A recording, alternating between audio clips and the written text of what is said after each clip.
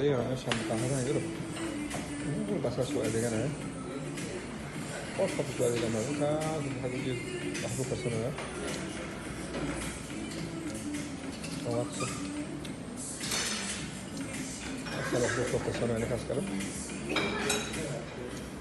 qof soo adeegayo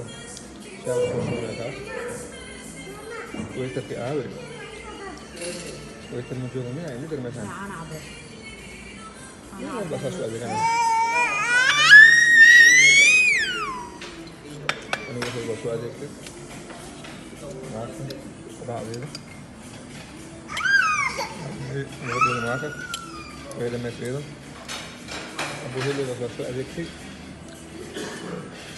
أكثر شيء تعرف السنة تكون محبوك السنة انت شنو؟ صدق على شعب صدق على شعب waxaan maqaaxidaha Nairobi oo waytarka dadka ku sugaysaan hal iska dhaafo nin walba quraacdiisa asaa soo karsanaya akhirkan waa soo adeeg carwaaqas qof uu geenayo tusi qof uu geenayo tusi انت uu geenayo malaha wixii subaxkan shaayga soo qaatay